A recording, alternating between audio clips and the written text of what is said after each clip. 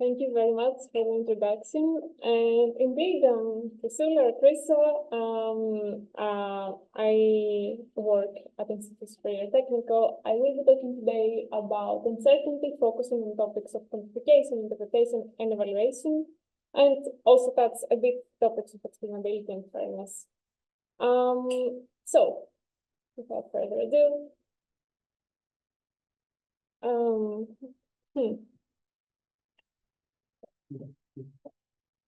Okay, this works. I'll use the mouse. So, we're all using models for NLP, for machine learning, but they don't always know what they don't know. They may appear overconfident. Oh, okay, but it went back to the beginning for some reason. Okay, let's see. And the question is, then how can we trust them if we don't have a measure of how confident they are or whether they really know what they're predicting about? So if models are not always sure about their predictions, what can we do? The kind of obvious answer that I want to lead to is that we want to quantify their uncertainty. And in doing so, we can hope that we're going to be having more explainable outputs, more robust evaluation metrics that take this into account, better, more fair training and evaluation, and more transparent communication of the outputs to the users. So, okay. So, typically, when we're thinking about uncertainty, the underlying assumption is that the model doesn't know, is not very confident about the predictions, so it has higher probability of being wrong. So it's more prone to errors. And if we think like that, then we may want to use uncertainty quantification to detect out of domain, out of distribution instances, and know that we shouldn't trust the predictions for these cases because they may be more erroneous. We may want to include this into our decision-making process, so maybe reject highly uncertain outputs. If we're talking about generating large language models, stop generating, maybe route to a different model, or involve humans and have a bit more interactive decision-making. We may also want to use uncertainty to adapt better our models to these areas where it's more uncertain, and this links to active learning and curriculum learning processes. And overall, we may just want to be able to compare models with respect to their confidence or uncertainty, and be able to select what to use accordingly. Now, there is an alternative view of uncertainty, which is that models are more uncertain because indeed there are multiple valid candidate outputs, and we shouldn't reject the prediction as erroneous. So there are cases where humans themselves disagree because they have different backgrounds, different views, and we may want to capture this variability that also appears in humans.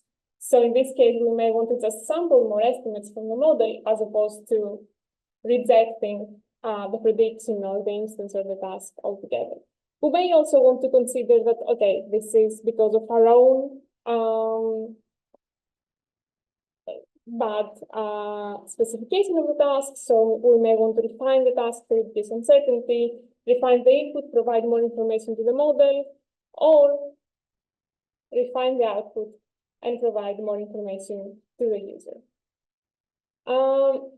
In all of these cases, we would need to rely on uncertainty quantification. So then the question is, how do we know and what is a good uncertainty quantifier?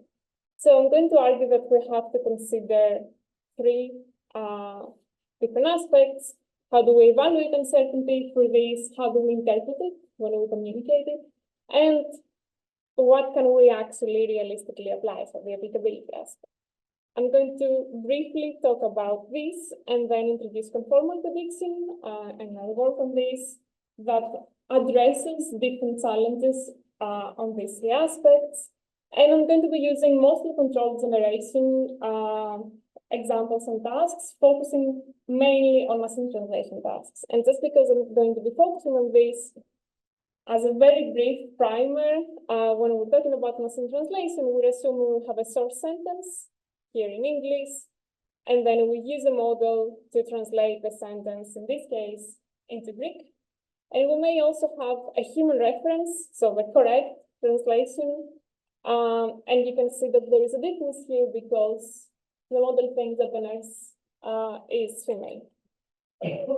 So we can then have a quality assessment of the generated translation, and we can also train a model to predict the quality. So in this sense, we have two machine translation tasks. One is the machine translation model itself and the machine translation task itself, but we also have a machine translation evaluation model, which you can see as a regression task if we train in human assessments. So I'm going to be referring to these two different tasks because one is a generation task, the other one is a regression task.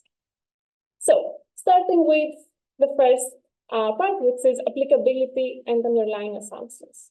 So usually we do make assumptions on how do we model uncertainty. So if we think of it as noise, we could think of it as the stochastic noise where we have different variance, or we can think of it as homoscedastic noise. In most of the cases, in machine learning cases, we have heteroscedastic noise. We do sometimes tend to assume that it's just homoscedastic, and this can affect our predictions of uncertainty. At the same time, if we think of annotated variability, we may want to model disagreement and adapt our prediction, and we may make an assumption on how what is the distribution of the predictions from different annotators. So we have another distributional assumption here. And overall, when it comes to how to model it, a lot of the existing approaches rely on Bayesian neural networks or approximations for Bayesian neural networks that have Monte Carlo dropout, different samples, stochastic variational inference, etc., etc. And in most of these cases, we tend to assume that we're modeling Gaussian noise or Gaussian distributions to model uncertainty. We have other methods that, for example, are using Dirichlet-based uncertainty models.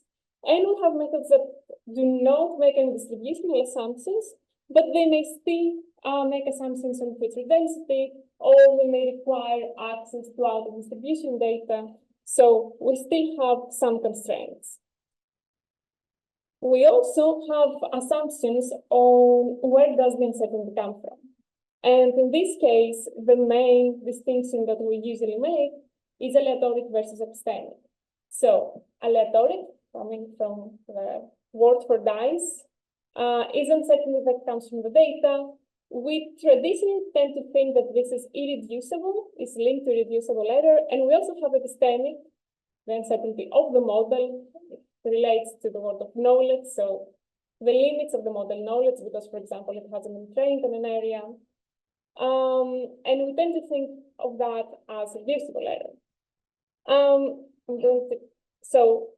In some cases, we may want to focus on aleatoric uncertainty, for example, to do data filtering, or if we want to detect ambiguity in the input. And I'll show a bit later that, for example, methods that rely or try to detect aleatoric uncertainty are better, for example, for detecting low-quality machine translation references. On the other hand, epistemic uncertainty is used for active learning setups where we want to reduce the uncertainty of the model and adapt to these instances. It's linked to better detection of out-of-distribution instances, detection of hallucinations, and for machine translation evaluation, also so that it's better for detecting domain shifts. But I want to point out that in practice, we have a much finer-grained transition between aleatoric and epistemic uncertainty, and what can be considered reducible or irreducible can be a bit orthogonal to where does the uncertainty come from, especially these days when we can have assumptions on we're able to redefine tasks, filter data, change our input data, refine our collection. And in some cases, it may not be as easy to retrain or adapt the model. So going back to our running tasks and focusing on the machine translation evaluation task, just to show an example of all of these different considerations of applicability. So in this case, we have an input that consists of a source, a target, and a reference, and we want to predict the quality of the translation. So we considered a set of different uncertainty quantification methods. So we're using Monte Carlo dropout and different samples. In both cases, we're trying to get multiple point estimates that we're modeling as a Gaussian distribution. And we're using the variance to approximate uncertainty. We also tried an approach using a stochastic regression. So in this case, we're training the model on an objective that considers not only prediction of the mean, so the main quality, but also tries to predict the variance. And you can see that in the way that the objective, the loss is structured, it will penalize arbitrarily large variance predictions, but we want to have larger variance when we have larger error. We also consider the case where we assume and we know we have access to multiple human judgments, for instance, and in this case, we can try to model what I was talking about before, the annotator disagreement or variability, and we want our uncertainty to approximate the uncertainty of the annotators. So we're using K divergence in this case, and we're having a last annotator uncertainty predictor, which is based on a different assumption. It's based on an assumption that if we have some outputs from our original quality estimation model, then we can train another model using the same architecture potentially. So we take advantage of the learned parameters in the beginning. But in this case, we're regressing on the error. So we're taking this assumption that uncertainty links to error. And we're training the model, regressing and learning this this error of the original quality estimation model. Now, if we evaluate them, trying to assess how well do they correlate with actual errors, we can see that with the exception of Monte Carlo dropout and different samples, the other methods that target more specific sources of uncertainty or have stronger assumptions, they actually get better correlations with human errors. And more importantly, as we said, uncertainty is something that we want to use for downstream tasks. We want to use to get better outputs or more explainable outputs. So in this case, we tried two different tasks. In one case, we wanted to disregard instances with low quality references. So when we're assuming that the reference by the human is not great, so this would relate to aleatoric uncertainty in this sense. And we can see that the method that relates more to heteroscedastic regression or to K divergence are better in correctly identifying the low quality references. And then on the other hand, if we want to focus on detecting out-of-domain instances, so applying the model to a new domain, in this case, from news moving to TED Talks, we can see that the method that was focusing on regressing on the errors of direct uncertainty prediction is better in correctly grasping this difference. So predicting higher uncertainty for instances where we have out of domain, a new domain case. So depending on what we want to use the uncertainty for, we may want to choose a different method, is my main point in this case. But it's not only our downstream task that actually guides the uncertainty method that we can use. In practice, as you know, the models are getting larger and larger, especially when we're talking about language models. And also in some cases, they're going from transparent to more black box setups. So we may not always have the chance to retrain using a different laws, etc. So this is not like a linear thing, but I wanted to argue that depending on how large the model is and depending on how much access do we have to its parameters and to retraining, etc., we may want to move from retraining with different objectives to maybe the Monte Carlo different sample methods that I was talking about before, but that may even be more problematic. When we're going to larger models, we may want to sample several times. We may want to just use the output probabilities and try to relate them to uncertainty. We may want to use test time augmentation, so perturb the input and see how much our output changes. We may want to prompt the model to output uncertainty and see if we can tune accordingly. And we may want to prompt the model to express its uncertainty with words and see if we can actually link that to a more quantifiable version of uncertainty or a more actionable version of uncertainty. So this is something that we need also to be able to take into account when we're choosing our uncertainty quantification method.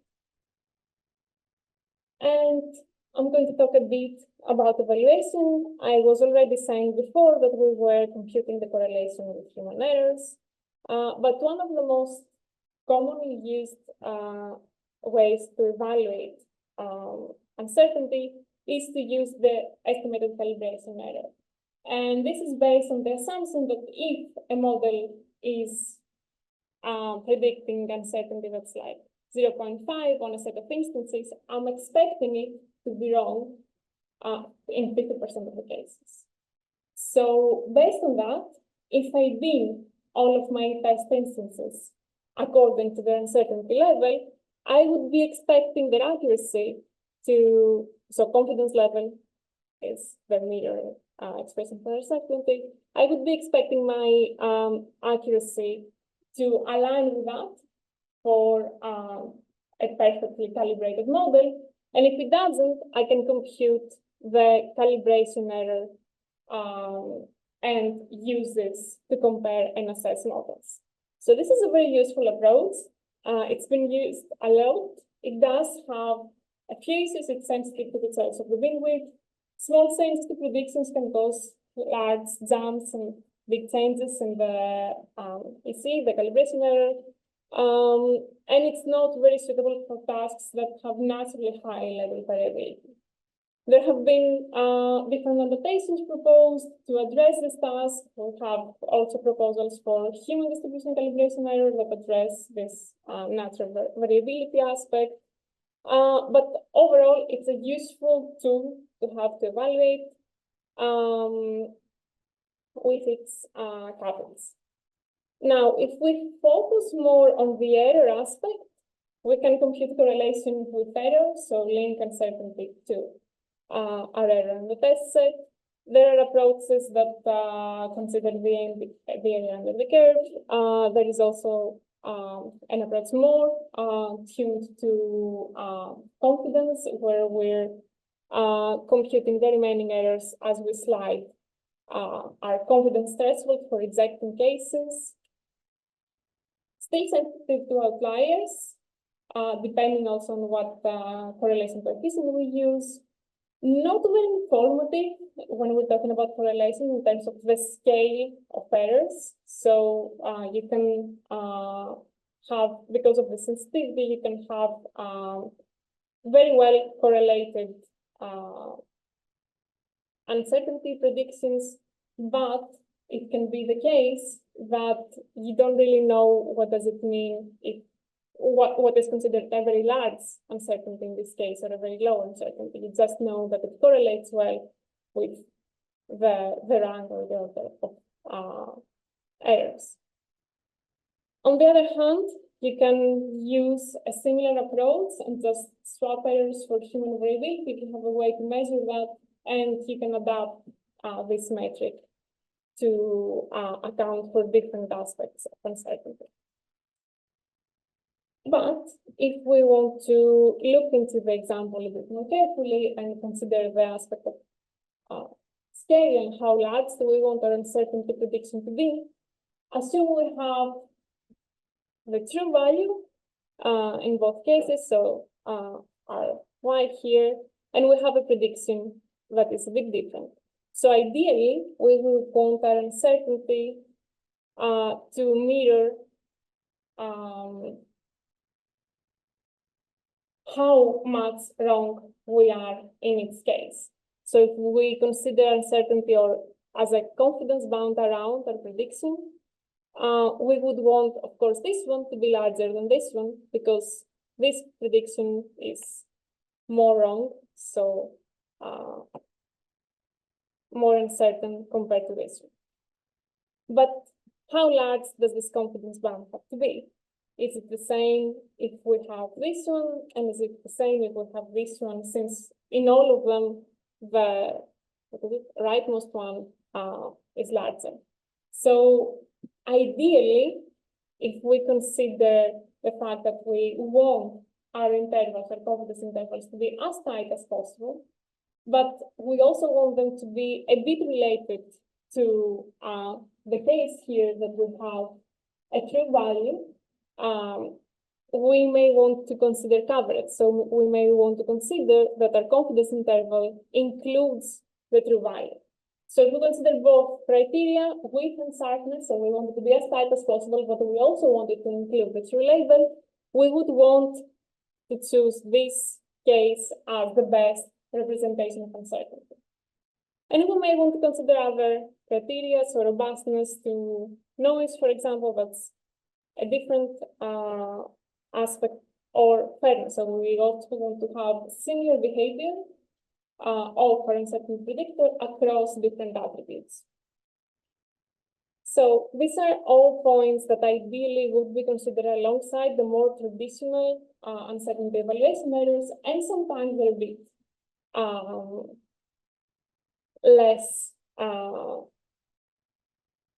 less applied when we're looking into uncertainty quantification evaluation.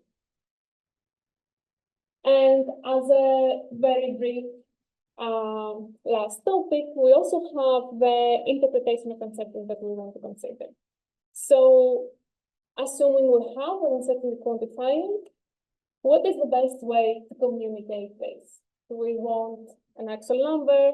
Do we want something more graphic? Do we want a verbalized aspect of it? And if we consider the full picture, we have humans, and then we have uncertainty expressed by us, and that's more a linguistics or pragmatics task of how to identify it. But this reflects in the data that we use to train language models. So we have tasks that relate to automated uncertainty identification or ambiguity detection from text. And then on the model side, we want to quantify uncertainty, and we want to be able to communicate this back to the human. So maybe verbalize it, and that's a fairly new task, motivated more and more as we're having better and more expressive and fluent language models. And then the way we verbalize it can affect the understanding and the perception of humans on the task, and that's also something that now is becoming important to assess and evaluate, because it has been shown that the way the model expresses uncertainty can affect the perception and the decision-making of humans. Now, taking all of this into consideration, the aspects of evaluation and desired coverage and sharpness, the aspects of having different assumptions of uncertainty that we may want to consolidate somehow or use to cite the best uncertainty quantifier.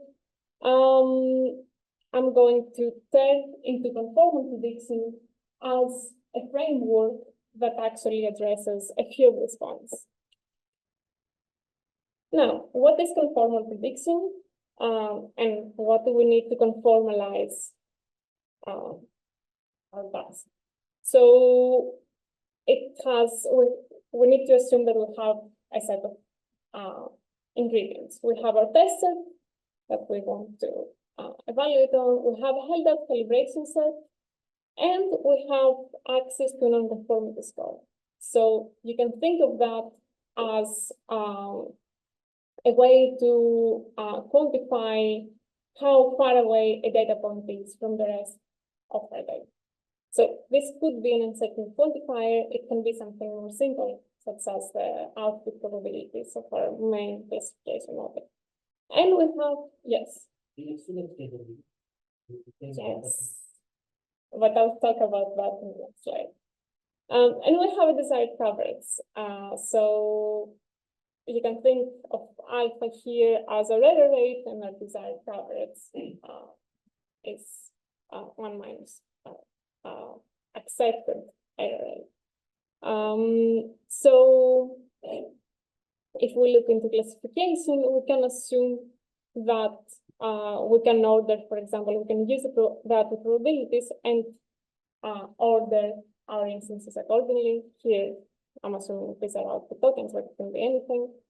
And if we have regression tasks, we could be using assuming access to an uncertainty quantification method, and it can be a very simple one, such as Monte Carlo dropout or something like that. We can assume that we have access to this to also use as a non-conformity score. And to conformalize, what we want to do is to compute this quantile, where this is the size of our calibration set, and is the size of our calibration set, over the non-conformity scores of the calibration set. Having access to this quantile, we can then compute confidence intervals, and we have a guarantee that coverage will fall within this bound. And this is the important aspect, especially the lower bound. We have a guarantee that our coverage, so the inclusion of the true label, will be at minimum 1 minus alpha. So we're reaching the desired coverage, and if we calibrate accordingly, we have a way to control for the coverage, in expectation over our test set.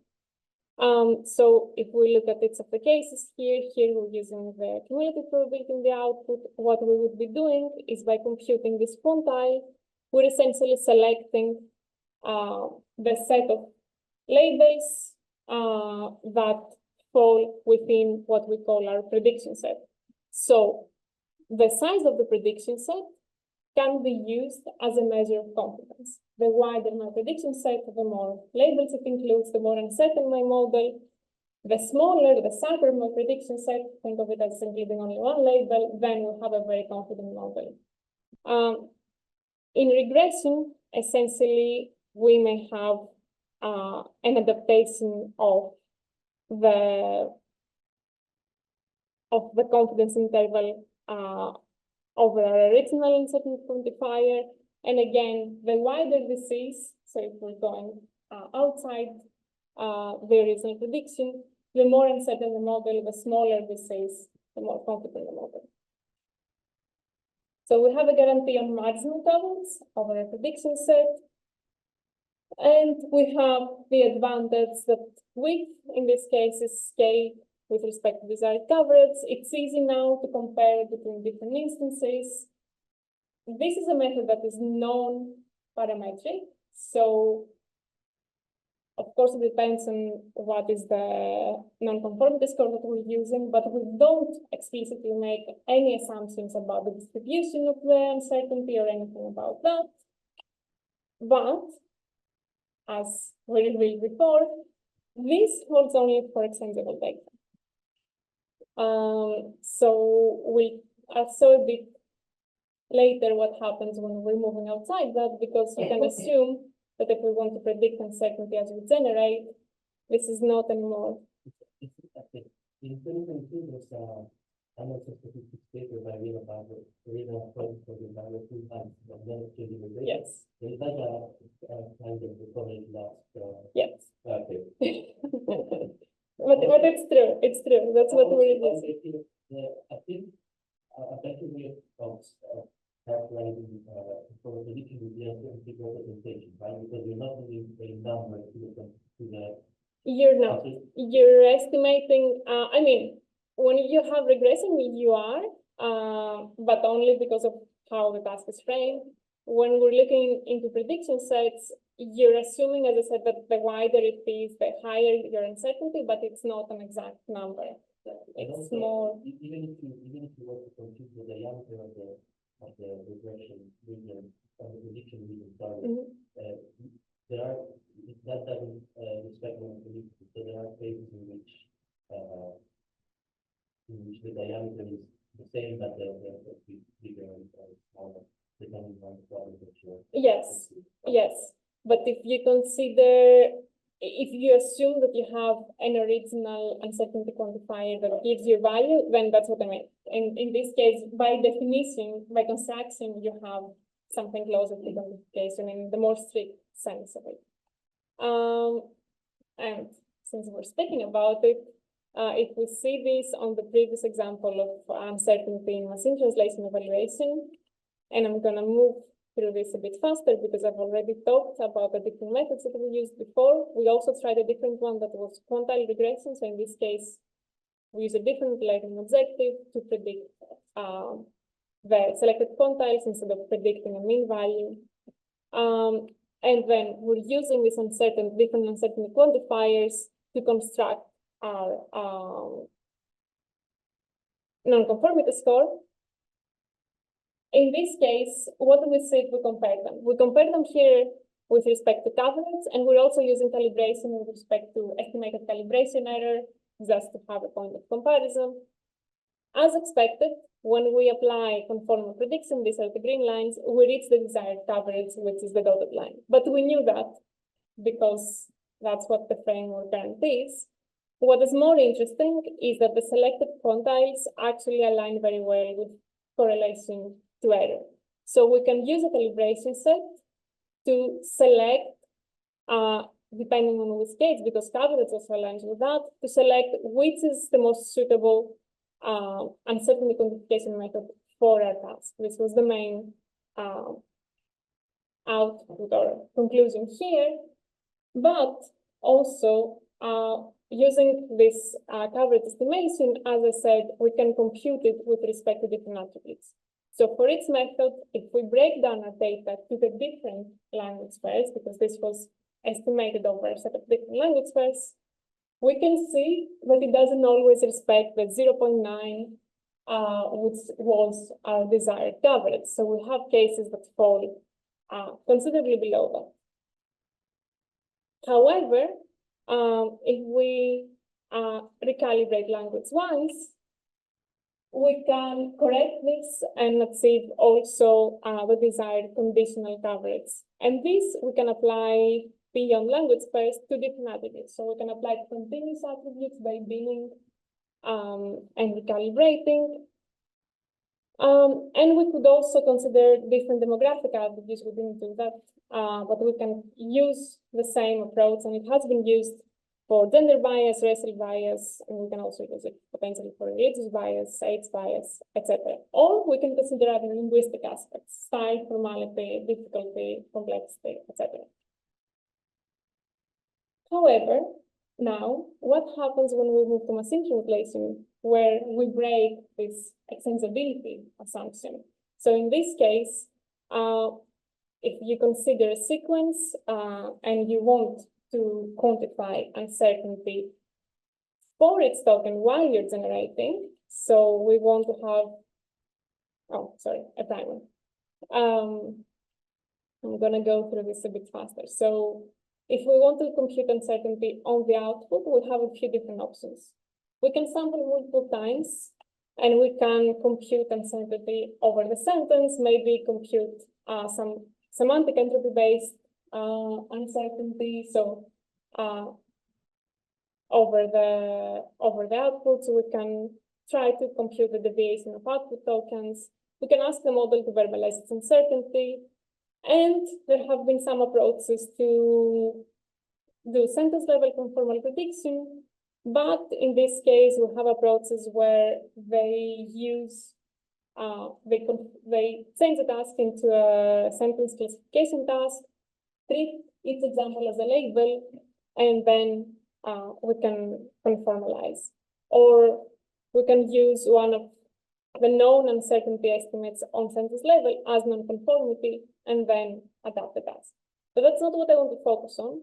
What I want to focus on is the case where we want to predict the uncertainty while we generate for every token. Here, I'm simplifying. I'm considering tokens and words. In reality, we know that we're talking about subwords. So again, we could consider the output probabilities. We can use entropy-based methods, but if we're looking to word-level conformal prediction, we have to address the extensibility assumption.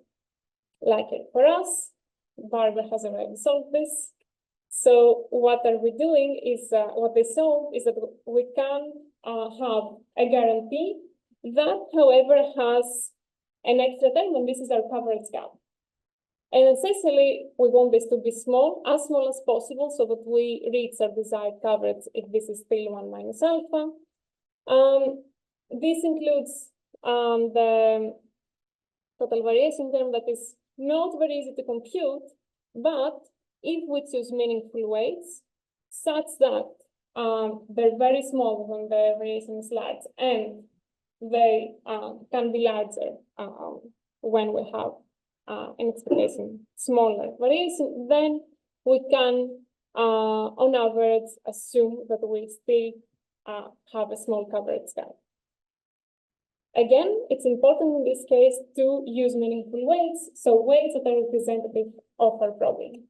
So, what did we do in our case to model the uncertainty of language generation?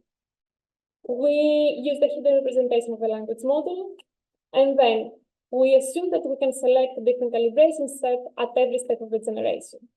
And we're using k-nearest neighbors to dynamically select this calibration set from a data store. So for every case, we would be selecting a set of instances, and we're using actually the distance to the instances to compute the weights. So we can then use this to select the calibration set. We apply the conformal prediction method, and we observe two things. First of all, if we compare to the case where we forget the non-extensibility part and we calibrate without the weights, we can see that in this case, what we get is a very trivial solution that does respect the coverage, so it's above 0.9 for most of the cases, but it basically selects almost the entire vocabulary for most cases. So not very meaningful, not very useful. If we use the adaptation where we're considering the non-extensibility aspect and we're selecting weights for our calibration set, we see that we can get much more meaningful weights. We are respecting, in the majority of the cases, the desired coverage. We have a bit of a drop here, but we're getting something that is much more interpretable, much more useful in theory. And if we assume that now we have better prediction sets, our assumption was that we can actually use this to sample. So we can use this as an alternative to nucleus sampling or top case sampling for our language model. And what we found is that indeed we can perform as well or even a bit better when we're sampling using the prediction sets computed in our method for machine translation. In the paper, we also have results for open text generation showing similar performance. On top of that, we wanted to test whether it's robust to noise injection because, as I said before, this should be another criterion for a strong uncertainty quantification or uncertainty estimation method. And we see that when we start injecting more and more noise, we do get more stable performance, and to the degree possible, you can see that the percentage, the set size, the percentage of the vocabulary that corresponds to the prediction set size increases according to the noise, or remains as low as possible when it does not affect the coverage. As a small comment, of course, there is much more work to be done in this aspect.